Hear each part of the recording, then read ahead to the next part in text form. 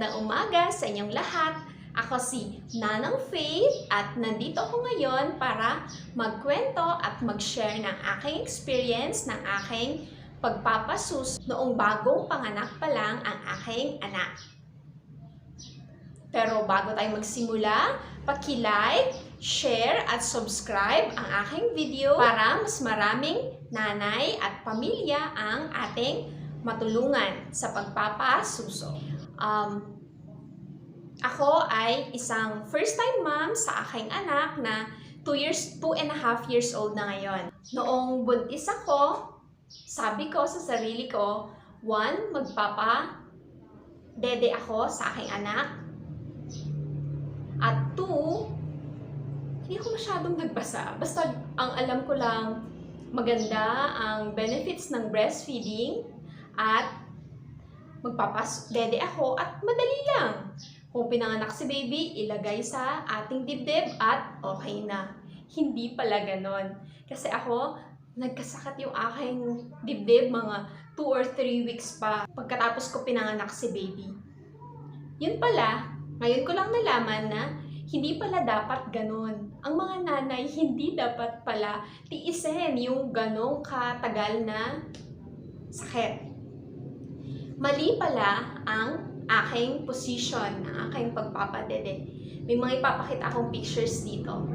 Kailangan, konti lang yung nakikita sa areola, yung brown na part ng ating dibdib. At hindi yung nipple lang yung dinedede ni baby.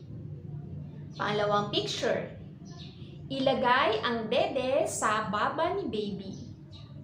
At pagbukas ng kanyang bunganga, ilagay na yung dede ni nanay. Pangatlo, yung ilong, hindi siya nakadikit sa dibdib ni nanay.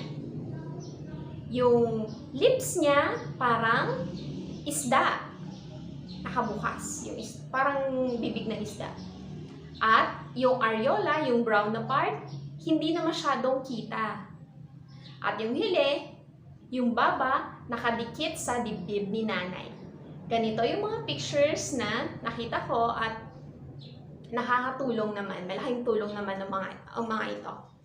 Kung may mga nanganganak sa aking friends sa Facebook, nagme-message ako. Kumusta si baby? Kumusta ka? Kumusta ang pagpapasuso?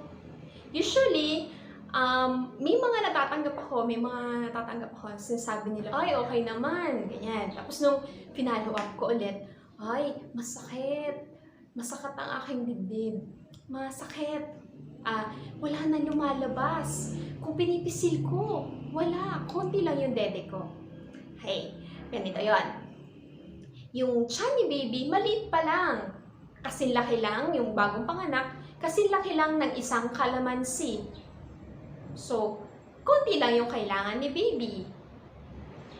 Hindi kailangan madami. Yun. Meron din yung, ay, wala akong napipisil. Yung pagpisil, hindi matutumbasan yung pag-dede ni baby sa dibdib ni nanay. Mas magaling na sumipsip si baby kaysa sa kamay lang. Okay. Meron naman tayo sinasabi na 4th trimester. Yung first trimester, kung buntis, yung first month hanggang 3rd month. Yung second trimester, yung 4th month hanggang 6 months. Yung 3rd trimester ay yung 6 months hanggang bago ilabas. At sinasabi ng eksperto, meron ding 4th trimester. Yun yung time na lumabas si baby. Si baby, sa loob ng tiyan ni nanay, kulog na kulog, mainit, relax na relax. Naririnig pa niya yung tibok ng puso ni nanay. Pero paglabas niya, ang lamig, ang ingay, ang magulo, maliwanag. So, kaya siya umiiyak, hindi lang dahil nagugutom siya. Pwede din siya umiyak dahil natatakot siya. Kaya gusto nila na nahahawakan sila para safe sila, pakiramdam nila safe at secured sila sa inyo. Meron ding tinatawag na growth spurt. Yun yung time lumalaki si baby. So, lumalaki siya, mas madami ang kailangan niyang gatas. At yun din yung time na baby din yung magpapadami ng supply ni nanay. Magandang basehan na sapat ang nakukuha niyang gatas ay kung dumi at ihi ni baby normal naman. Maganda din na basehan kung yung development ni baby ay tama rin. Nagde-develop si baby.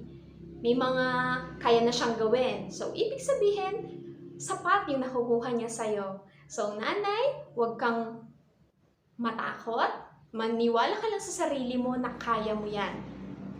At, belated Happy Women's Day pala sa inyo.